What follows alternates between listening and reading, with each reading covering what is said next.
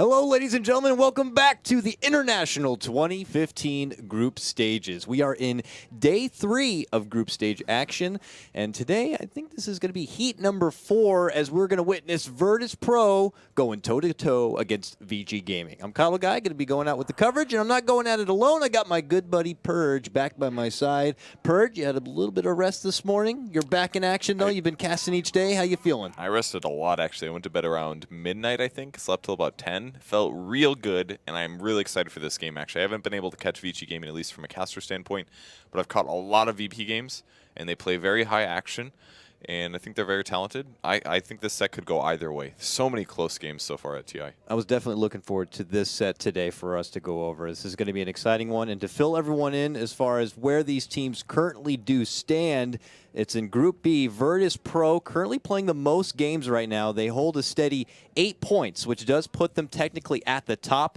They are neck and neck with EG, though they have played an additional series.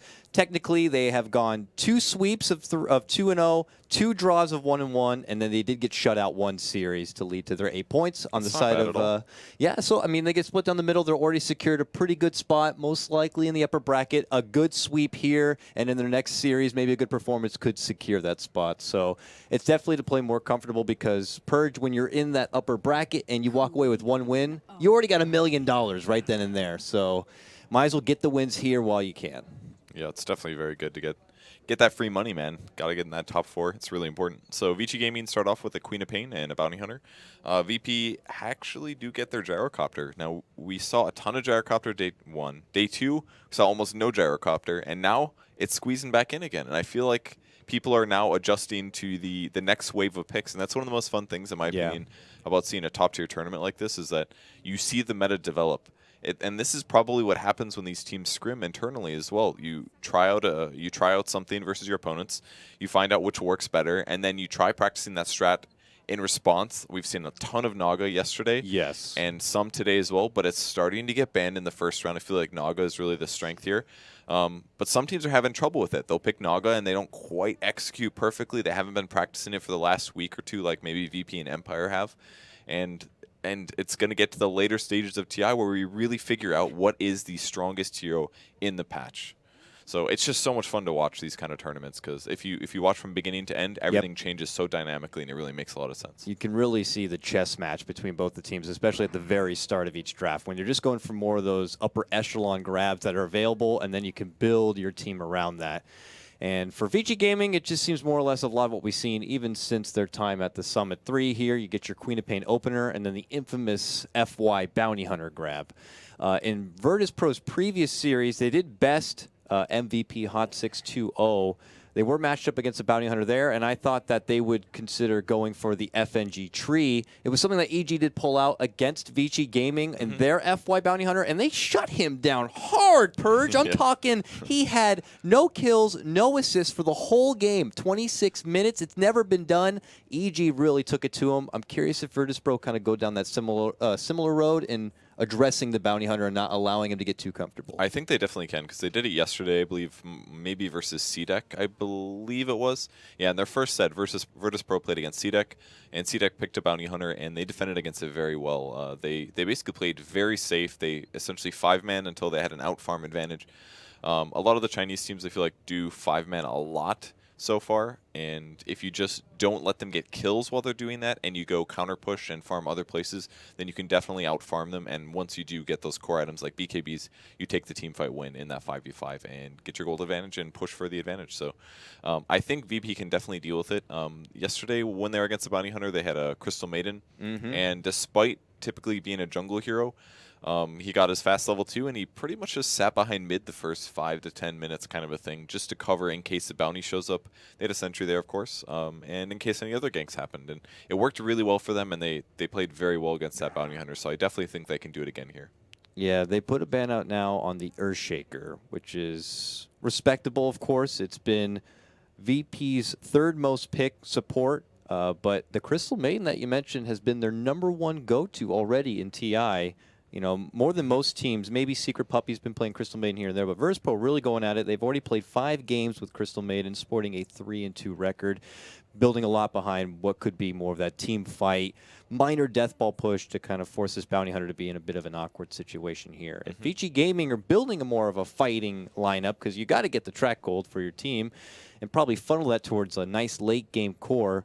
I'm curious how they're going to look to build around this bounty hunter. Now they need to get a bit selfless, more defensive, probably with their second support. I was going to wager, you know, a Dazzle's still out there and ready, but it looks like they're going to put priority for Ice Ice Ice here and grab the Clockwork for their off lane. I think it's a pretty good anti-Bloodseeker hero. It's pretty good against Gyro as well, because Gyro's range is pretty low, so if you do cog him in, even if he does BKB, it'll limit his DPS output during the team fight. So I like the clock a lot, and when played by a very good player as Ice Ice Ice is, it really just creates a lot of disruption. And I've seen some games where clock just owns the games, because then you're always worried about your positioning.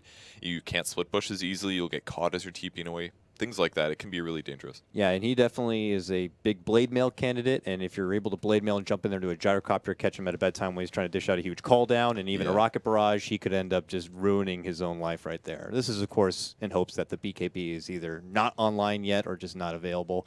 There she is, Purge, the luscious blonde herself. I would have definitely been at this lady in my high school days, but Crystal Maiden there to provide, I'm sure, the extra bit of mana sustain, great early harassment. Ward coverage can always kind of, you know, fend for herself in the jungle. What is it that Verdis Pro see in her, though, that they need to go at her time and time again? This is now the 6th pickup this tournament for Verdis Pro. They play her slightly differently than some of the other teams. A lot of other teams will go for like a 4-1-2 Crystal Maiden build, but FNG is the full hard 5. I'm putting wards down and sacrificing for my team, Crystal Maiden, and he pretty much every game he goes 0-1-2 with 1 Frostbite and 2 Aura, and he usually uses that extra mana to zone the offlane hero, and then after that he goes 1-1-4. So 1 in each of his first skills, 1 in his ult before in the Arcane Aura, which gives his team as much mana as possible to help them win their lanes better and to make sure that their mana pools are in a good place that they can always fight. And he pretty much consistently has Tranquil Boots and a Magic Wand at 20 to 30 minutes every single time. He, out of like the four games we casted of him, one of the times he had like a 4-staff in there, and we were so surprised because he just constantly sacrifices. So it's a bit different than the other teams, but just aim to see him. We're going to be seeing a lot of wards, a lot of sentries because of the bounty hunters in the game, and he's going to be totally cool playing like that. And he's going to be totally used to it. So he's a little bit vulnerable to Clockwork, but you know he actually doesn't feed on the role. It's just really experienced with his positioning. This is what I feel like a bit of a peculiar response from Vici Gaming, though. They get their own little icy support in the Ancient Apparition. It's not your typical counter of, oh, they've got heavy defense or heal power that we want to nerf down. Sure, Bloodseeker would have a bit of a sticky time if he got hit with an Ice Blast and he's trying to just get his life and sustain back in order by, you know, punching down some creeps. But maybe they're looking to get something special here with their 5th core pick. I mean, Weaver stands out as the common practice to have an AA Weaver in a dominant early laning phase, but I feel Weaver would have just too much trouble overall with the Verdis Pro lineup. Yeah, and the synergy between AA and Quap is decent, but now that our ultimate does pure, it's anti-synergy there in a way because you can't super leverage out of that. But AA Clock is pretty good. Clock does a lot of magic, and it's just drop the little Ice Vortex on wherever he cogs on. That's pretty cool. Yeah. And like you said, the AA ult will prevent Bloodseeker from healing. So I feel like we haven't seen that many Bloodseekers getting out of control with kill after kill after kill, healing every time and barely staying alive. Against organized teams at the TI level, Bloodseeker has some strengths, but he doesn't seem super overpowered. I think with Storm, it's a nice combo, though, because anybody that Storm goes on, he's going to pull for 1 to 2.5 seconds, and you can AA ult on top of that, and not to mention boost all Storm's damage. So I think that's a pretty good synergistic thing there. Maybe is their solution versus Darkseer as well. Bunch of extra burst damage with magic. And it's going to also be a Quap in the safe lane, most likely. Or Storm. Storm is very good versus Darkseer. But depending on which hero it is, either Quap or Storm, their right click is very important. And if you give the Chilling Touch damage and you get a couple hits on the Darkseer, you can definitely kill him just by bursting him down pretty fast. This is just such a disgusting fight-oriented lineup coming out from Vici Gaming. Yeah, here. It really is. Bounty Hunter constantly on the prowl. He gets the Scout. Clockwork hooks in, gets the setup. Storm flies in shortly thereafter, and this was all set up, premeditated Ice Blast to come in thereafter. I mean, that is just serious hit and run potential. Between those latter 4, you can mix and match any of the 2, and they'll be able to get the job done. And Queen of Pain, even high mobile, can get in the action here. But look at this response coming out. Spirit Breaker grabbed up, and for now in the hands of Lil, so this isn't your traditional DK Phobos Spirit Breaker. This is a 4-position roaming Spirit Breaker coming out for Verdis Pro. Yeah, I think they played this once yesterday, or at least I did see another 4-position SB, but they needed something that would give them some lockdown, because right now they're pretty weak. Crystal Maiden's pretty good against the first 4 picks of Vici, but with Storm in the game, you need something that's a harder stun, and Spirit Breaker is an option against Storm, but he's also going to work very well versus AA, Bounty, and Queen of Pain. Yeah, if you Bounty. find the heroes, chase them down, follow up, and should be a kill. So if Storm gets a little out of control, this is going to be a very tough game for VP, but at least going into the 20 to 30 minute mark, Storm's going to have to be a bit careful now. Really like the Storm Spirit, or the Spirit Breaker grab there. Really helps against the Bounty Hunter. You get that just little bit of glimpse. He happens to cross paths over a sentry ward. You get the quick charge, and there'll be plenty of follow-up to come in thereafter. And often, AAs, especially in the more farming kind of position, perhaps, they want to kind of have a side lane to just build up. And if you're lucky enough, maybe you get a quick Midas. That's not so easy when you got a Spirit Breaker who could be on the loose. You risk being out there by yourself with no backup. A Spirit Breaker is just going to get easy food right off this AA. So you got to be careful with that. That's a good point. That's definitely something Vici wants to do. With both Quap and Storm, they have 2 options to just go in jungle. And during that time period, they'll probably shift Ancient Apparition into a solo lane. That way he can catch up experience and hopefully grab that Midas. And with the roaming Bounty Hunter, he's not going to want a static farm lanes that often either, so it pretty much falls down to the AA pretty consistently for that experience. So we will be seeing him do that at some point. Like you said, he's got to be careful about the Spirit Breaker charge because he doesn't have a hard disable, so a little scary for him.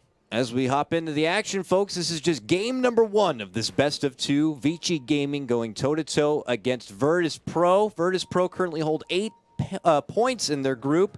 Vici Gaming holding 5. Of course, they are short a couple of series in comparison to Verdis Pro, so if they want to quickly escalate to the top of their group, they're going to need a couple of wins here, will Vici. But the runes spawn quickly. Gonna get snagged up. G gets the rune and eats a poke there from FY, and Super is able to grab up the bounty rune here on the bottom as he heads back to this mid lane here. So lanes will become adjusted.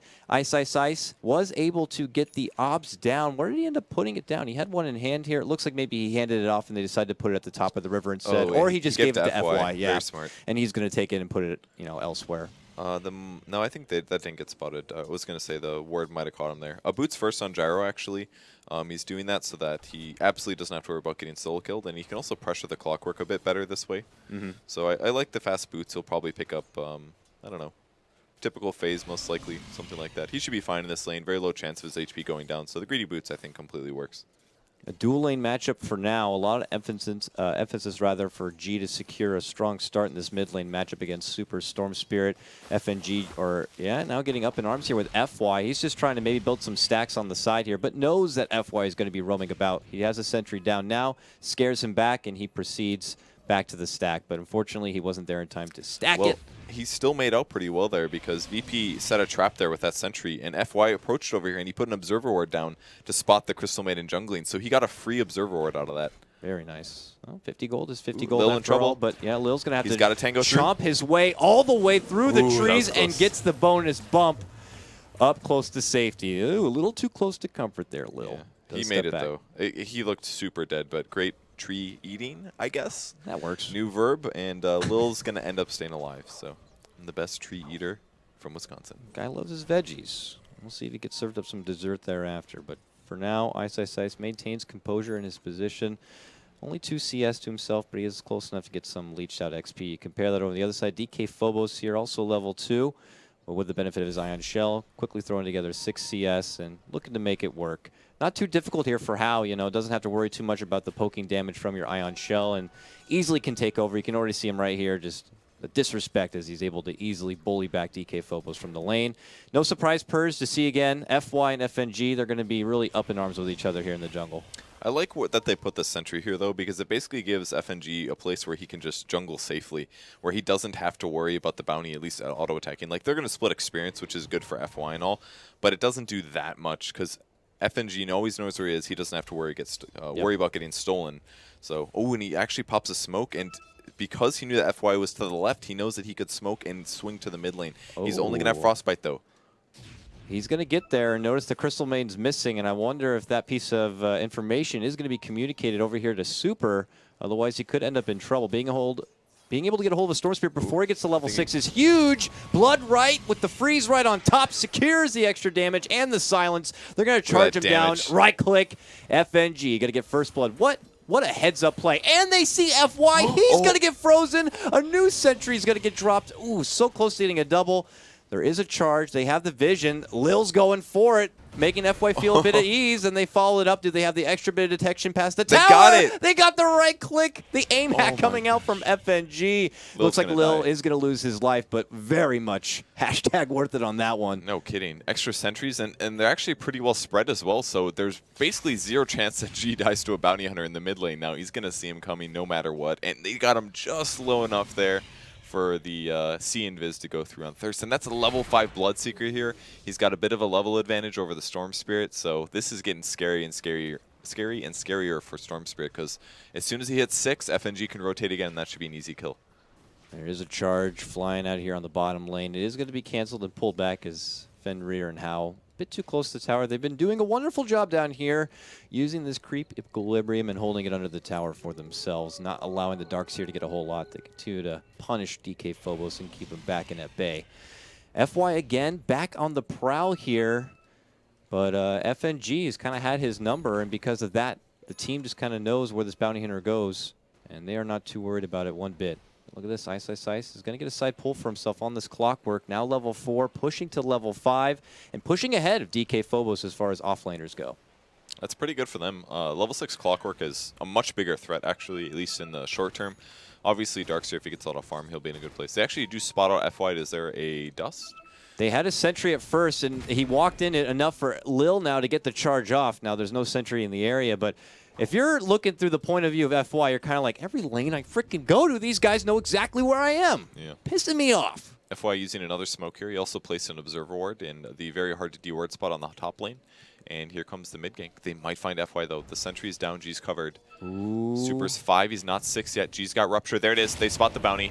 Very nicely played. He's going to walk right through a Blood Right and has nowhere to go. Ooh, again, masterminded here. Super, again, not level 6. Oh, man. Lil with the follow-up. The linebacker just shoots over.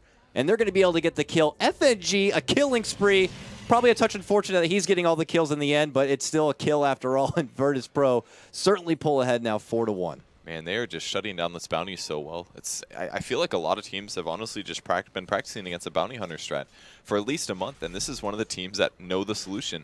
And despite them having a Crystal Maiden, which is a jungling support, he's not vulnerable to it at all because of the place where he put that sentry ward. It was very, very ingenious and allows him to protect himself. And we got Lil on the move. They're committing for a dive here on the Ice. It's at level 5, and yeah, the call down does a bit of bump damage, but he still holds the cogs here. Howe comes in, gets off a huge sonic wave. It's going to annihilate Illidan, and because of it, means Lil goes down as well. Vici Gaming able to secure 2 kills for themselves. A bit too greedy right there. That was really well played by Ice. He saw the dive coming and he immediately went over to the trees. And not necessarily just that, but he was also in the position in case something happened. He was already close enough there that if it gets scary, bam, into the trees, dodges the call down. And at that point, they're diving creeps. Rocket Barrage does no damage. And any TP support, easiest kill. So really nicely played by Ice. He gets an urn out of that, a Tranquil Boots. And it's only 6 minutes, and it's time to hookshot party, man. Now, while there is a lot of good action happening here mid lane, specifically for Verdis Pro, and now with that breaking out on top, Vici Gaming are getting a lot on the 2 outer lanes. But bottom lane, they have Lil coming in, bash right after the charge, and Fenrir's in trouble. Easy takedown right there, and a swing and a miss from Ice. Not going to get connection on the hook shot. Bops him with a rocket on the way out, but it is Verdis Pro who continue to engage. Big blood right in the middle. Ice going to get caught. Not much mana left to work with. FNG will go down to the right click of Howe, but G now, the next to fall right here. Very nicely played. The second time now Verdis Pro getting a bit excessive, diving into the tower. Lil was able to make it out with his life, but they did lose both FNG and G. Well, I thought that was going to go well. I thought that Clockwork was going to die, but he casted Blood Rage on him, I believe, and the Battery Assault was just doing a bit too much there. Maybe a bit of a missed Blood Rage from the Bloodseeker. Just didn't quite work out. They keep diving towers, and the first one was good, but then Vici Gaming has been very good about TP supporting these lanes. So I think they're playing well against the Spirit Breaker, and VP's playing well against the Bounty Hunter. So both of the teams getting a little bit of advantage either way. Looks like FNG's going to head back to the jungle side here on his Crystal Maiden, while G returns back to mid lane.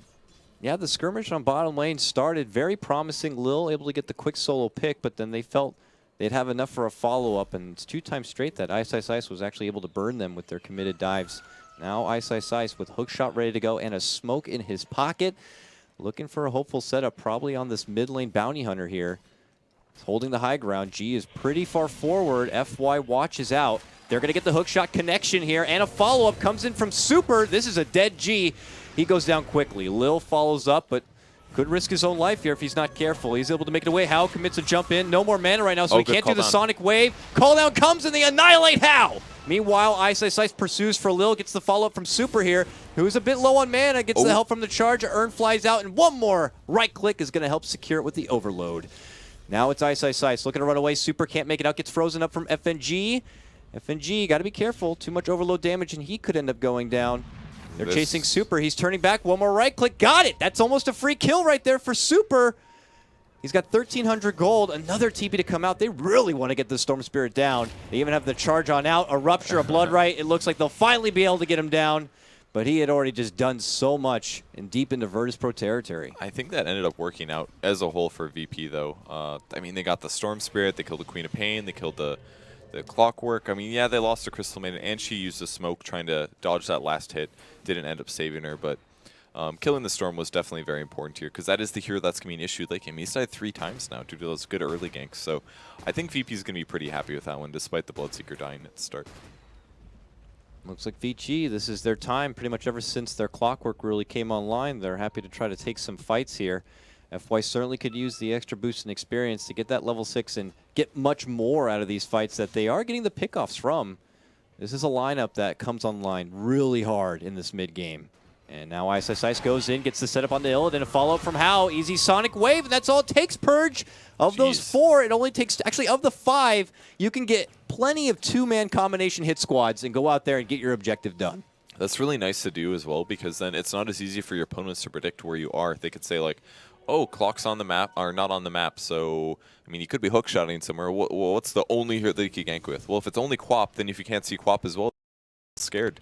Or you should play a little bit scared. But if it could be Bounty Hunter, if it could be AA, if it could be Storm Spirit, then there's just so many different places he could be. And if you're not noticing the locations of the Clockwork, then things become really difficult to predict. You want to make sure you keep up on those sentries, keep up on that map intel so you can get an idea as far as where everyone's roaming about. Because if you get caught and you have no wards and Bounty Hunter's tracking you about and stalking you, there's going to be a really easy follow-up from your fly-in Super Storm Spirit or your Ice Ice Ice Clockwork, a blinking in How. Action's going to come out of what you feel like is nowhere, and then quickly Vici Gaming are going to be walking away with 2, 3, 4 track kills and taking over this game. And Verdis Pro don't have a lineup that they want to take this game really too far. Fenrir trying to get out, but he's going to get caught here. Yep, easy charge bump with that Ion Shell. It's just a dirty duo right there, Purge, and they're going to either crumble the Iceman down. Verdis Pro get a notch on their side. They don't even need 17% to get a kill at that point. If you've got a level 4 Ion Shell, 90 damage per second, that's like a really scary Ember Spear, more or less. He's charged on the mid lane, though, going towards Super. FNG already TP'd. Shouldn't be a kill, though. Nah, he's starting to head back here. Ice Ice Ice might hook this. If he lands a hook this... Oh! Swing and a miss, Lil. Maybe gets a quick glimpse, does a bit of an ankle breaker there. Ice Ice Ice is not going to get the follow-up. I think Lil just got lucky there. I don't see any ward vision. They didn't see the Clockwork. I think he just got lucky there. That's it. And he even pinged saying, oh, there's a ward. That's obvious because he dodged my hook. But they may deward that later and miss it. Since there's nothing there, you know. Imaginary wards. Yeah, to the credit, actually, of Lil being just kind of very lucky on the sidestep. Now FNG is level 6, top lane. They get the early rocket onto Illidan. Fenrir is level 6 now, and Ice Blast, I believe, is en route. And if they, there we go, the stars will align. Bada bing, bada boom, bada bam!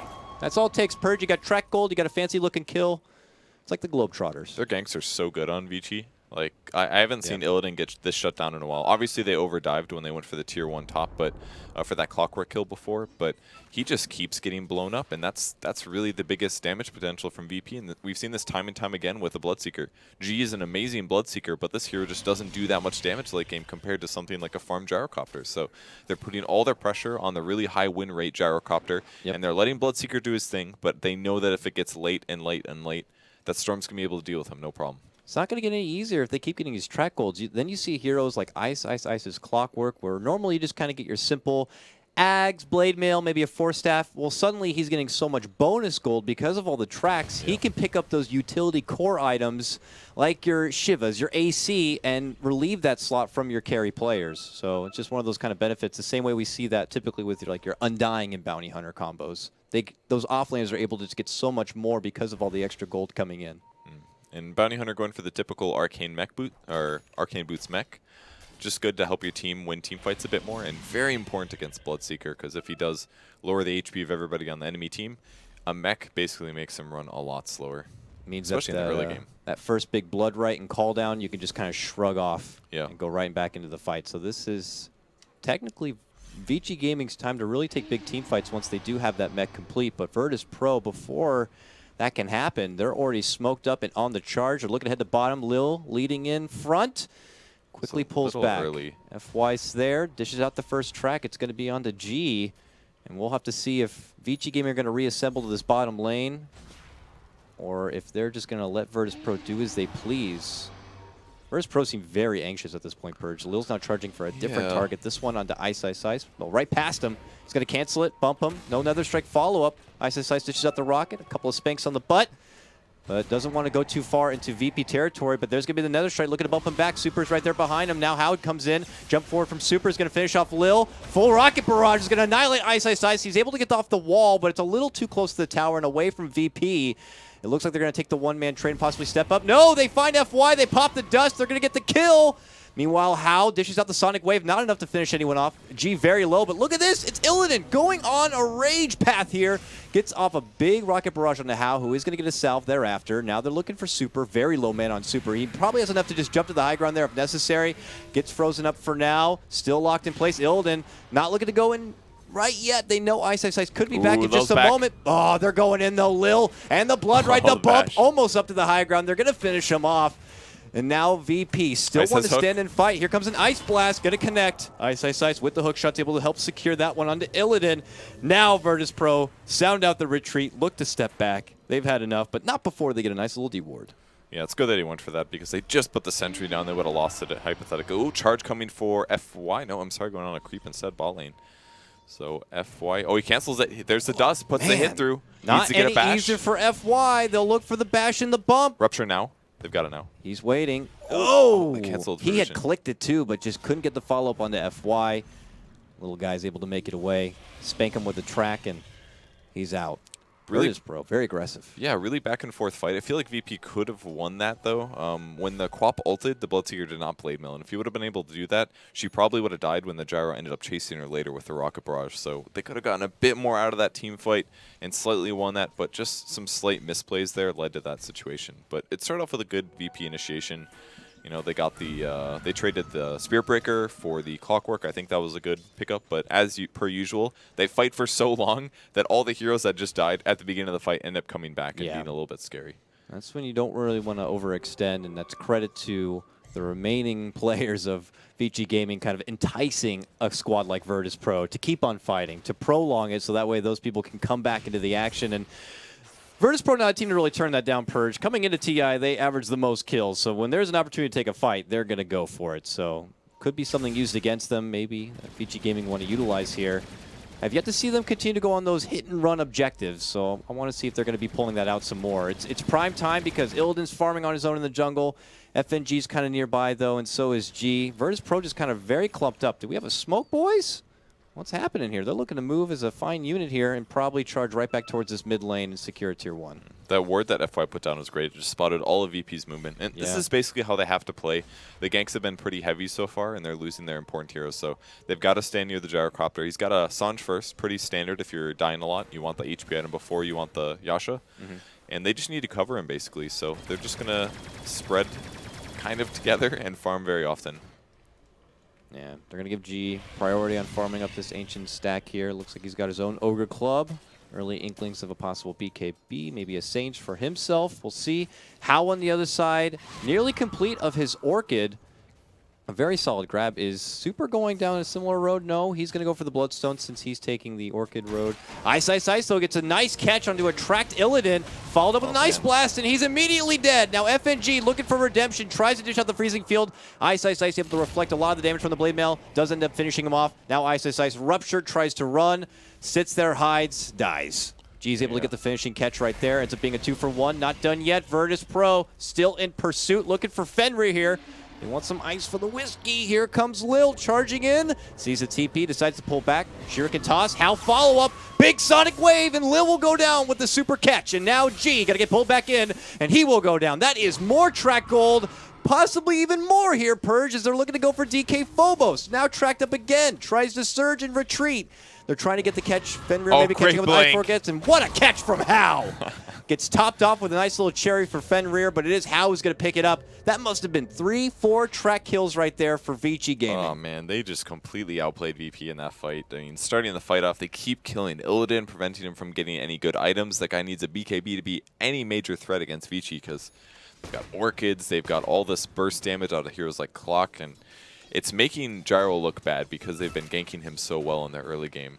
And that many track kills, I mean, they keep baiting VP into more dives, but Vici's positioning has just been great this game. Oh boy, and you could just already see the rewards coming in from fights like that. Fenrir with a shiny new pair of gloves here. He's got the Midas.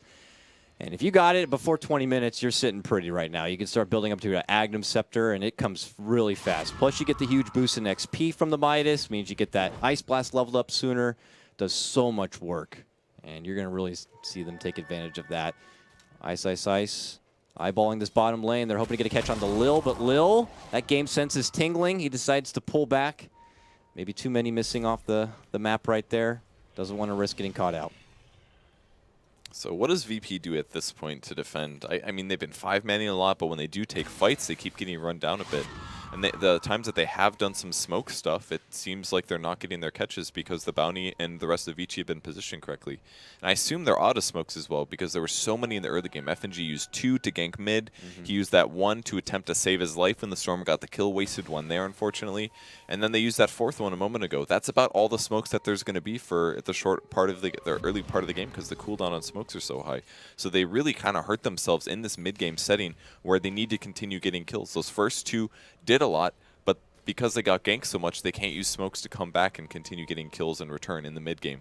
So it's putting them in a really bad spot due to the fact that, I mean, they either need a gem or they need more smokes. Those are the 2 solutions. I mean, I don't foresee Lil feeling confident enough to take any sort of hefty charge across the map and find a setup with his team at just where the point is right now. Vici Gaming seem to be very limited with what they show.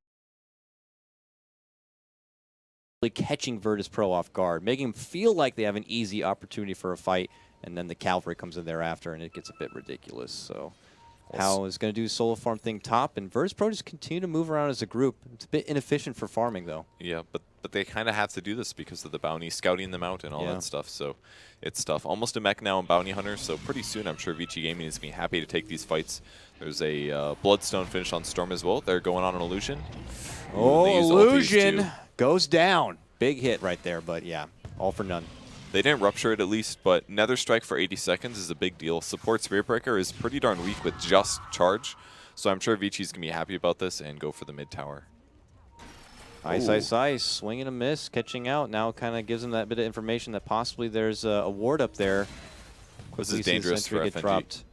There's a Stormster. What is he doing? Oh, Super just sees FNG and says, okay, free kill, takes it. And now they look to move in. What a sonic wave set up from How! Ice lays down the foundation with a beautiful set of cogs, and now they look to Illidan. They're kiting him out very well here. FY looking to run away from that rocket barrage, though. But already 3 hit the deck. What a beautiful setup here. Illidan, ooh, be careful. I just didn't like that initiation by VP. It was basically FNG walking into the fight. The hookshot missed, so maybe he thought, oh, this is going to be really easy. Hookshot missed, it's down. But he ran right in the middle of like 4 Vici Gaming heroes and got blown up immediately. Didn't even get a chance to use his ultimate there. And then maybe it was a bad call. Maybe he told his team to go in, but they weren't quite on the same page as him, because that just seemed like a feed, a very uncharacteristic feed. Normally FNG's position is fantastic, but that one just seemed weird. Maybe they're tilting a bit, man. I don't know. They're having trouble against Vici Gaming here. I mean, I can imagine from their player perspective, this game started out pretty damn good for them. They seem to have FY's number, good sentries. They picked him off multiple times. I mean, FNG started with a killing spree, for God's sakes. And then you start getting picked off one by one. I'm sure Illidan's got to be, you know, a bit miffed on how many times he was picked off. He's probably expressing that to his team, and who really knows what's going on inside their room. But top lane, you can see partially what's going on. Lil almost committing with the charge on the super. That's what I'm talking about. I just don't foresee really big opportunities where they could take fights like that without helping nearby or without them just not having enough. Certainly couldn't do much there to super. Now he's just going to go for a different target. This one, though, a lot easier. They see FY in the creek with the help of the sentries on the high ground, and they're going to get an easy pick right there. Verdis Pro, if they want to get that morale back up, they could certainly use picks like that. Yeah, and getting an observer ward out of that as well is really going to pay off. So they've put a lot of sentries on the map, and it's natural that they'll find him eventually, and it's good that they're doing this because it just helps you spot the movements. And with the Spirit Breaker, easiest kill ever, and there were other heroes in the area, so that's good. At least they're going to get that kill. It's very apparent they're just laying down these foundations of wards so that Illidan has some sort of safety net to farm with without risking getting caught out by a little Invis Bounty Hunter bottom lane. They're going on G? Yeah, they're going to get a hook shot onto G, lay out the cogs. He already pops the Blade Mill here. G just looks to retreat. A big call down, though. Certainly helps things out, but look at that, the Ice Blast, and how able to get the quick finish there onto G. 1-for-1 trade that works out for Verdis Pro here. Still charges out this time on the Hal, but here comes Super flying in from the west side, and now a Sonic Wave wall follow-up. Good mech. Oh, what a huge freezing Super. field. Super does end up going down, a valiant trade for his own life. How now toe-to-toe with Illidan. FY shows up. They get the track. Can they get the kill for it? They can. Shuriken's going to connect and finish that one off. Now they're going to look for Phobos. They get the track. They don't need it. They want to get the quick kill. Now it's lone little FNG. The difference between Vici Gaming getting a huge team wipe, and it looks like they're going to do so. You might get FY. It's going to be close. Ooh, not enough. Oh, AI Blast, but same team, so he'll be Five okay. go down from the side of Verdis Pro. Vici lose one, and they get so much gold out of it. They lose two, technically. Just a quick respawn there of the Bloodstone, of course, from Super, but oh man, the economy just swelling so nicely for Vici Gaming. Yeah, it looked like it was going to be really good there, but man, they're getting so many track kills. And it's just, there's 2,500 gold on Bounty Hunter, and he just bought this mech like 4 minutes ago. That fight was so good for his bank, and he can just transition into something like a, I don't know, a pipe or something, maybe even a Yule Scepter for himself. That way when he gets gone on, he could just keep himself alive for a bit. Oh, they're going mid lane. They want more. G shows himself trying to farm, and they get the quick and easy kill. Just so matter of fact about it. Just very apparent that Vici Gaming are just in prime position. And I don't know, Verdis Pro, now it's start to think about that YOLO kind of a play here, that they can try to get a team wipe on their side to get their heads back into the game. They're making it so that VP doesn't have anywhere to go, and that's why they're just waiting in the jungle now, because they'll say, oh, they're pushing mid, they're pushing this. I don't feel safe anywhere, so wait in the jungle. Charge comes through. He's going to have his ultimate as well. Cogs ends up pushing him back, looking for the ult afterwards. He grabs him, but Blade Mill reflects. There's the pull on Lil. He looks quite dead. Called down as well, but all it's going to do is slow him. Ice Ice actually might go down here. FNG popping an ult off, but only does so much. Ice Ice lives, 60 HP. VG, Unbelievable. They're just retreating at the perfect moments here, and VP again, 5-man wipe, including the Bloodseeker gank that originally happened, and the morale is gone, I think, and VP's trying to pull things together, but it doesn't feel super coordinated. Kind of just seems like they're running at him insane. It really Maybe does. It'll work. And Verdis, Vici Gaming are just playing them like a fiddle right now. Yeah, the way they're diving in, they're able to just quickly turn around and back. I mean, look at this. G barely steps out from the top part of his base and narrowly dodges a hook shot from Ice Ice Ice. Just the emphasis of really nowhere is safe. Yeah. You're not going to get anywhere. And even if you miss that, I think that was okay, because it's just going to scare G. He just went for the top lane. He says, well, I can't farm there. Time to run to the bot lane, then run into my base. He's getting nothing out of this, and he didn't even land the hook shot. It just, Vici Gaming can do exactly what they want to do here, because VP didn't get a big gold advantage in the early game, and because they ganked that gyro so much. There were just too many lost team fights. It's really the problem. I mean, I understand like commitments to something like the Spirit Breaker. It helps counter against the Bounty Hunter, but when you're not able to really be a Spirit Breaker, be the enforcer, the bruiser, and, you know, instill fear on your opponents, they can just kind of look past you and go for the bigger targets here. And when they have just FNG as their lone little additional defensive support, there's not much stopping the Illidan engagements here. Now Lil looking to move in, gets the bump back onto Hal, but he's BKB'd. Ice gets his own follow-up. Phobos, meanwhile, up in arms with Super, and Fenrir, he's going to go down. Illidan locked in the cage with Ice, who is going to get dropped. Now Illidan getting kited back here from Super. He's just going to right-click him down here with the bonus of the track and the Shuriken going to be coming in. Hal secures a triple kill at the end of it, and it's another 5-team wipe on the side of Verdis Pro. They have simply had enough and will throw in the towel for game 1. They didn't even get close to going high ground there, but VP doesn't have any way to defend pushes. It's basically like a level 1 Crystal Nova. That's pretty much it. How do they stop pushes? They can't. So all they could do is win team fights, and at some point it was abundantly clear that there was no way they could touch Vici Gaming in team fights. It was like 3 fights in a row where they got maximum 1 hero, and the game is instantly over with with VP just having a tough one. Really tough. And VP, they just want to look to stand on the top of their group already with their 8 points, but if they're not able to get much more than that, their top spot may not be secured for teams like Vici Gaming now, who secure already their first win. They walk away from this series 2-0. That 3 points secures their own top position at 8 points alongside with EG. So we'll have to see how things are going to pan out. Classic Lil, 3 mangoes is all it took for him to have a secured game on his Spirit Breaker, but nonetheless, we'll see if it's going to be enough for Game 2 action coming up in a moment. Vici Gaming going against Verdis Pro. I'm Coddle Guy. That's Purge. We'll see you in a couple of moments for more International 2015 coverage.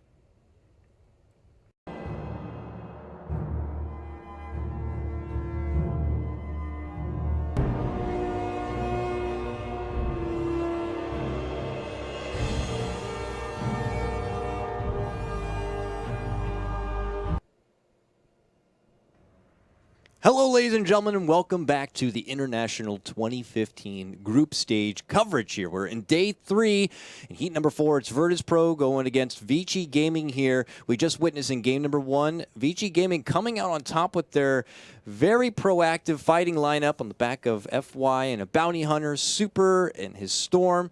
Hal's Quap, of course, Ice, you can't forget his Clockwork play. Verdis Pro had a good start, but eventually just faltered a bit, and they had nowhere to run. I'm Coddle Guy bringing you the broadcast coverage, but I'm joined again from Purge. Purge, hello. What can Verdis Pro do to flip things around to at least end out this series 1-1? So their protection was very centered on mid. They ganked mid a lot. What happened last time is that Quap got ganked a lot. Maybe they didn't have good ward coverage to anticipate the ganks.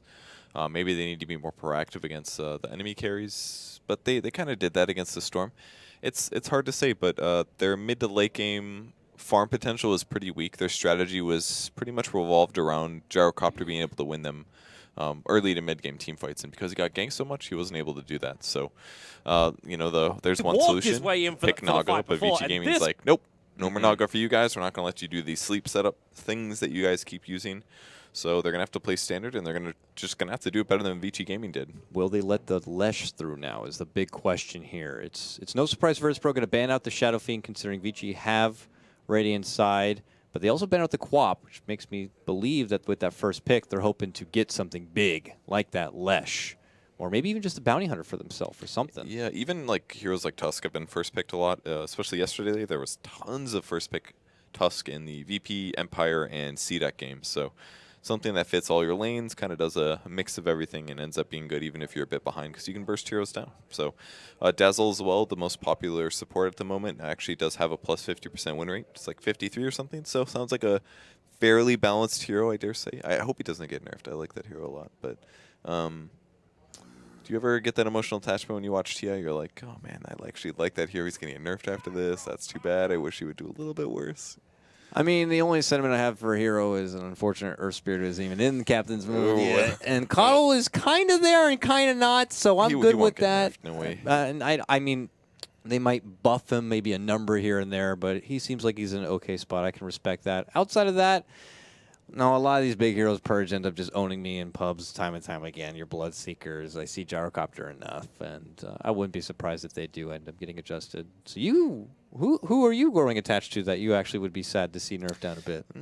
Well, I see all these. The cool thing about support, I feel, is that the rotation is decent sometimes, and support heroes often don't get abused in pubs quite at the same level as like your cores do, like Leshrac, Gyro, stuff like that. Sniper. I mean, think of all the heroes that everybody complains about. Obviously, Earth Spirits maybe and an outer liar here, but it's like Gyrocopter, Sniper, Troll Warlord. It's all cores usually. So I see all these cool supports like Naga support. I'm like, oh, I want to try that in my solo queue games and see if it actually works. And you know, maybe I won't be able to do that with Naga after all. Who knows? For a while there, I was going to say like Winter Wyvern would have been something most people considered it as a bit of an OP support. But when we were looking at the numbers before coming into this, Winter Wyvern currently has like 21 games played, but only sporting a abysmal 5-16 record, a 23% win rate.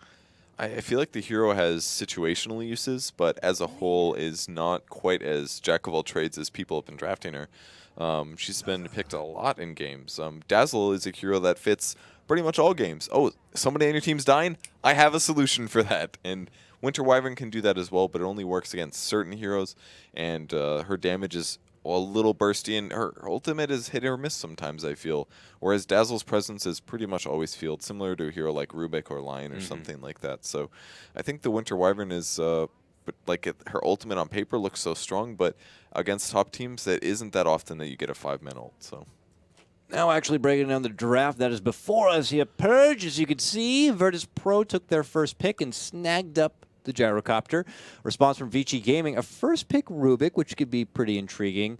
Then the Lina thereafter. I can understand the Lina. You get your hefty Laguna bursts that could even make the biggest BKB candidates quiver a bit. So like very good against your Gyro. Yes, exactly. Or even before they're able to get off a shallow grave, boom, you're dead. Don't even think about it, Dazzle. So it works out on multiple fronts there.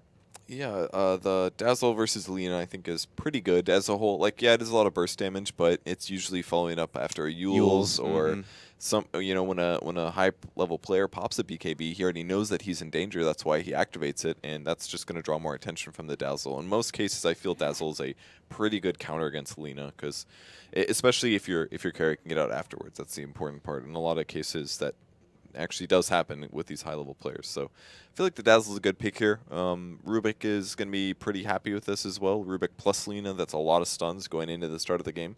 I don't know if they're going to do a Lina core or not. I feel like Vici Gaming usually focuses on more heroes like Storm. But it's definitely a possibility in either way. Lina has just been a pretty strong core as a whole this tournament, and semi-carry potential too. A lot of Bloodstone pickups lately the last day or two. They just aim to have lots of mana, lots of HP, and eventually transition into other things. And not too many games where Lina underperforms, I feel. Looking through the next phase of bans here, Verdis Pro actually banning out the AA. I mean, you know, Finra did a solid job last game. He got great farm because of all the track gold, got an early Midas, and the Ice Blast certainly didn't help. But maybe they're looking to build up even additional healing on top of this Dazzle. Maybe they grab the Winter Wyvern in addition and go heavy defensive on that front, and fearsome that AA could be picked up as a response. And they're also wagering that this Lina is going to be in a core position as well, it would appear. They also ban out the Undying, and now on the side of Vici Gaming, they rid of the TA, and we're still waiting for their next one here, which could kind of give away a bit of information. Yeah, TA's been pretty popular the last 2 days. We've seen Secret Picket. We've seen a couple other teams played as well. Just counters in some ways a lot of the support heroes that we have, low armor kind of stuff. Even against Winter Wyvern, who I think is pretty good versus TA. You know, you can't cold embrace everybody, unfortunately. Ooh, this is interesting. It's a third pick Brood. And there's still a lot of good counters out there, Purge, to be honest with you. Verdis Pro could grab up something like a Darkseer, let's say, for their off lane. They still have room if they want to go crazy and pick up an Axe, a Bristleback. These are pretty good options to help with against a Broodmother that have not been banned out or removed. Some of those don't work very well at the very early stages of the game. And a hero like Axe actually hasn't seen a whole lot of success recently. I think he maybe got a little over-nerfed. It's good against Dazzle, though, and we did see him play, I believe, yesterday against a Dazzle, but it didn't ultimately lead to a win. The best counter to Dazzle, I do think, is the Ancient Apparition, which was why it was banned, just because you throw the Ice Blast and you know that after the Grave ends, that's a dead hero. So, but yeah, Broodmother is a little scary here. Gyro is not the best against it in the laning stage. You can definitely out-pressure a Gyro.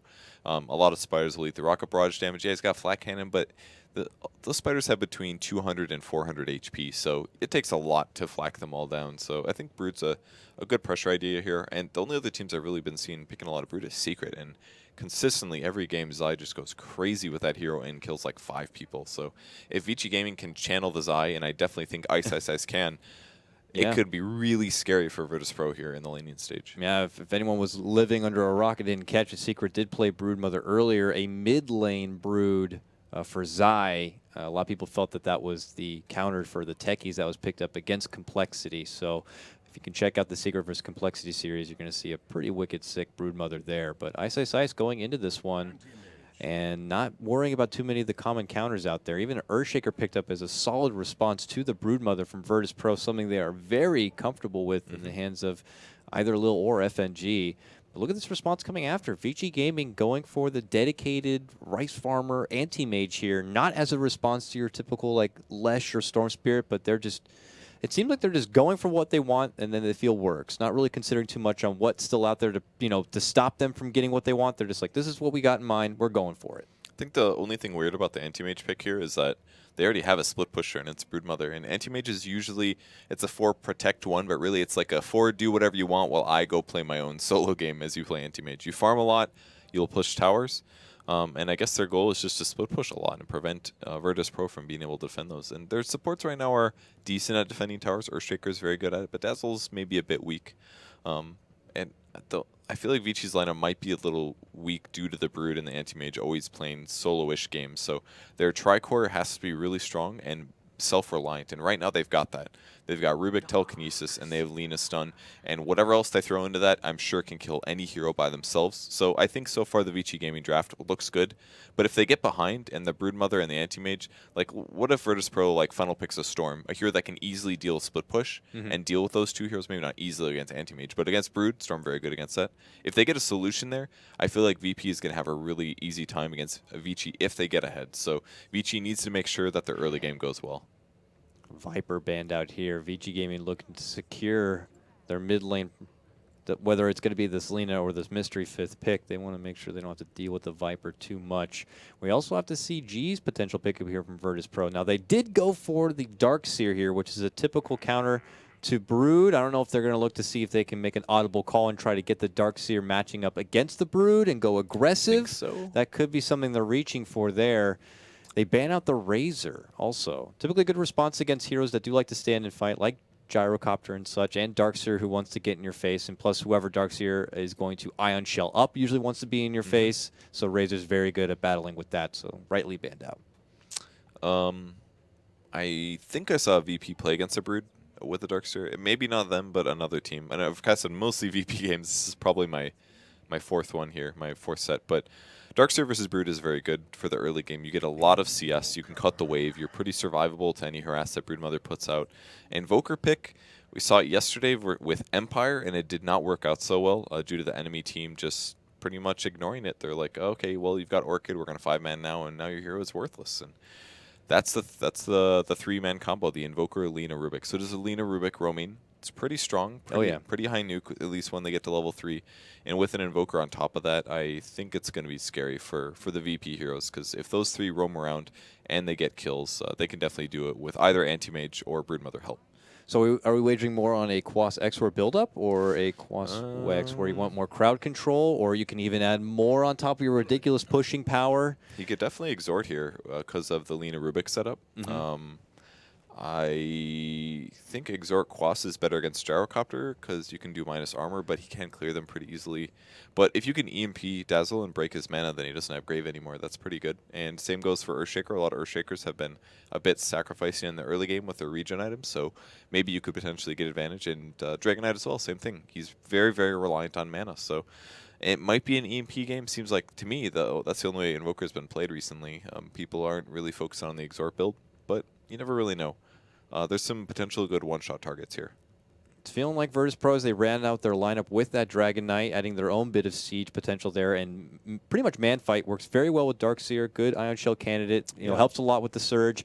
Maybe once this DK Phobos Darkseer is able to throw together a nicely timed mech, they might look to just try to take objectives and take fights before this AM is able to get out of control, before this Brood can really take over a lane. I agree. It's feeling like Verdis Pro really want to be able to get a lot done before the clock ticks a bit too much, whereas Vici Gaming, they can kind of do their thing, slow roll a bit. Yeah, they add pressure with these supports who could be pretty good at disabling and roaming about, but it doesn't seem as crucial for them to get a lot done as it does for Verdis Pro. Yeah, I agree with that.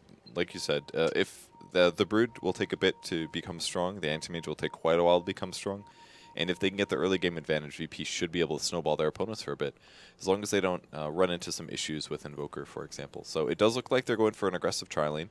It's a Gyrocopter, Dazzle with Earthshaker. I think that's pretty darn good. Earthshaker maybe not the best, obviously, but if you can Fissure Block, then you're guaranteeing a kill, basically, because you've got Rocket Barrage and a heal on top of that with some good right clicks. And that means that DK Phobos will get the matchup they were hoping for here. The Darkseer going against Ice Ice Ice on his Brood, who's already laid a small establishment, it looks like, here in the upper part of the river. Probably getting a quick sneak grab on the rune if possible. A lot more attention towards the bottom half of this river, though, from both sides. They might be, it looks like they're swapping lanes right now. The Observer Ward that Ice Ice has put down spotted the Darkseers. They know Darkseer's top. So now it looks like they're tri-lane shifting top. The Darkseer, or the Broodmother will then shift bot.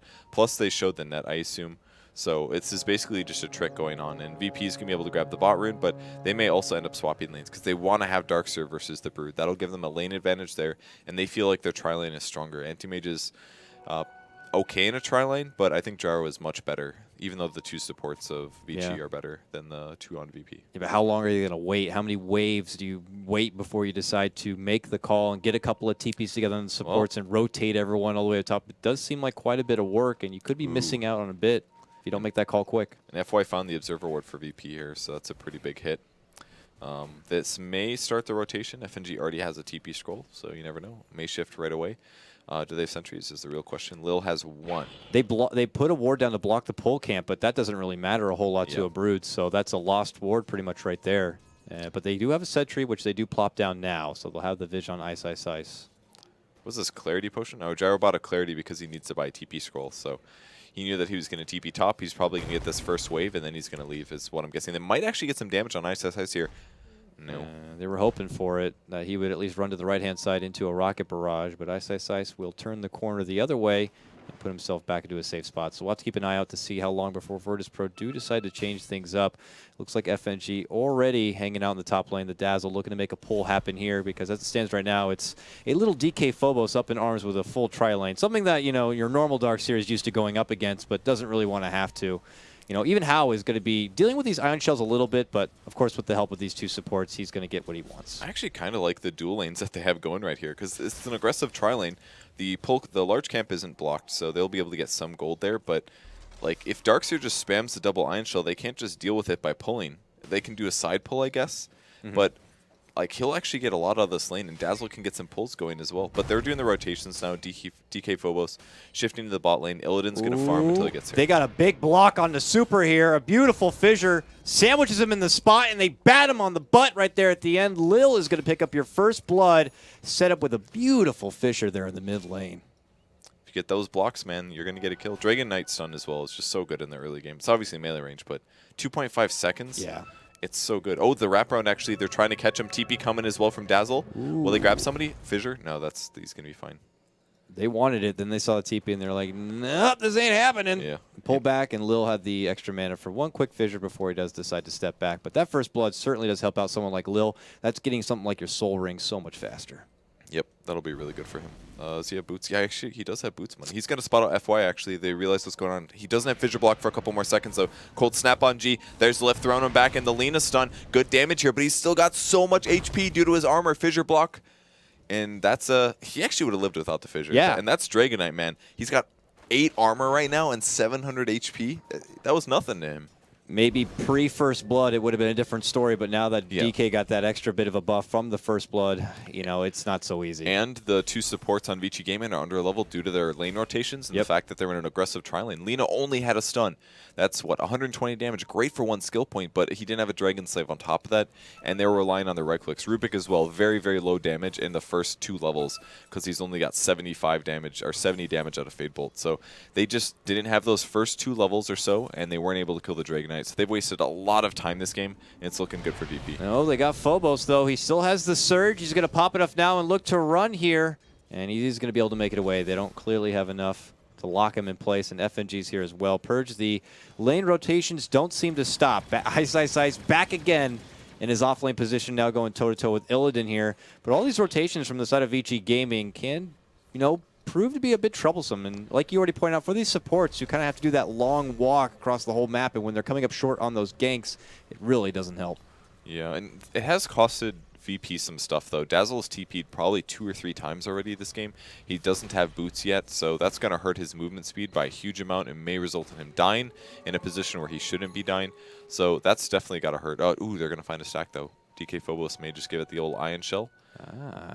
Around the little creep or on himself, even better. Yeah, it goes for the self-Iron Shell. So he'll take a bit more damage here, but he guarantees that all the creeps will die and that the damage will be distributed evenly. So I think this is fine to do, and it's splitting experience with FNG now, so they're very happy to do this. A bit of a wasted surge on a fake Rubik. And in the mid lane, G continues to farm up to 21 CS. Match in, Supers 22. And it is a Quaswex, by the way. Yep. He's already got double blades as well, nearly completing out the phase boots here. The right click gets pretty damn ridiculous, but, you know, for G, he's that DK. DK has been a top pickup here for Verdis Pro this tournament so far, so they continue to do work for it here. They rotated again. Gyrocopter now in the bot lane versus Anti-Mage, and they shifted the Darkseer top. Oh, Jesus Christ, I'm not going to be able to keep up with all this. But yeah, sure enough, he's up here. Ice, Ice, Ice, immediately out from the lane. He's going to work with the pole camp instead. Ice, Ice, Ice, though, is now level 6, already has the Soul Ring. So the troubles you normally have at the start with a Darkseer isn't quite as troubling now. You can see him where he step in, hits him with a hard-hitting nuke, and goes back to his farm. So that could be the end of the rotations at this point, Purge. Not that these level 6s are coming together. Speaking of which, a level 6 mid lane, G has popped his Dragon form here. Very early pop. And it looks like he's just going to see if he can get some jabs on this tower. But, oh, here comes Fenrir and company. They get a nice tornado, follow up EMP. They get the lift, telekinesis. He is down. Easy setup right there from Vici Gaming. Wonderfully done between FY and Fenrir. The best play there was the Gyrocopter getting a kill on Anti-Mage. That's a super big kill. But the best play in that mid gank was the EMP. They knew that Dazzle was there because they had an Observer Ward, so he put it very much so towards FNG, and because of that, he backed up a little bit when he would have moved in for a grave normally, and by the time he realized he needed to grave, he was out of position due to his right movement. So slight misplay there by FNG. He should have estimated, oh, he's going to die, I'm going to need to be there for sure. Oop, Fenrir sees FNG trying to go for the rune, says, no, you don't. I'm going to take it myself, and look who shows up. Lil. Fenrir might be the one in trouble, but Super steps in, gets a big EMP, will connect on the FNG. He's going to walk into the pit. Vici Gaming will not pursue, and do decide to pull back.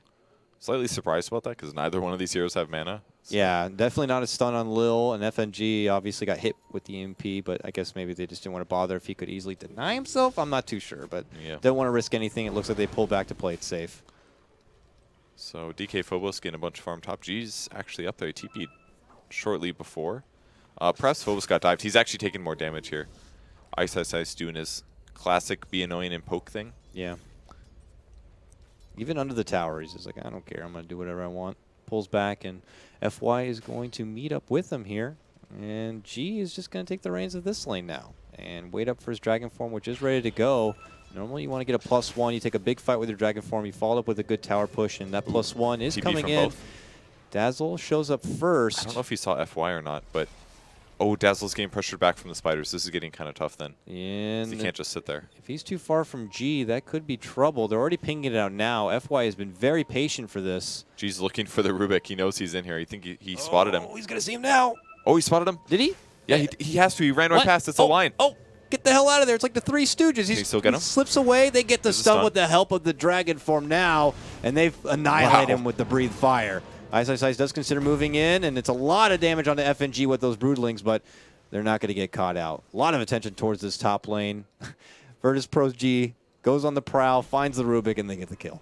Yeah, that was nice how they did that, I think. Maybe Vici should have collapsed a bit more, but it's tough. There's the Cold Snap. EMP, and now no mana on G, but he does already have the Dragon form, and enough for the stun. They're going to annihilate Ice Ice Ice. He goes down. I guess Ice Ice Ice thought that with the connection from the EMP, there wouldn't be too much trouble, but... He had the wand ready to go and threw the Breathe Fire there. I mean, Dragon Knight's damage here is so much, especially with the Iron Shell. 70 damage a second. You sit around for 4 seconds, that's equivalent to a nuke. And those two things together means Dragon Knight can't really die because he's got 12 ridiculous armor. He's got good attack speed. He's doing 20 damage a second when he Dragon forms. He's just a really strong hero in the early game, and they're making it work for him. And all the meanwhile, Illidan, who did not need to participate in any of that stuff, farming out this bottom lane, trading a bit with Hal, but Essentially getting his own here. Looks like he went with the phase boots. Possible build-up into drums maybe first. We'll have to see. Is this more of a defensive build-up first, so as we saw in like the previous game, getting a Sage into this SNY, getting a BKB? Is it of a huge priority when you're going against this Rubik-Lina support duo and an Invoker? The EMP is a big issue, actually, because Gyro's, a lot of his damage is based on having mana to cast your spells, so I feel like the BKB is really needed here. Plus, we talked about Vici Gaming isn't really strong for a while in their early game, so I feel like the BKB rush is honestly going to be very good for Illidan here, and it's a typical Illidan game. He's positive in kills, he's barely died. With that said, he buys the Belt of Giant Strength, so it will be the SNY again, but you know, I think either item will work, really, if you think about it. SNY also kind of solves the problem. Can you run outside the EMP range? If you can, you're in a good spot.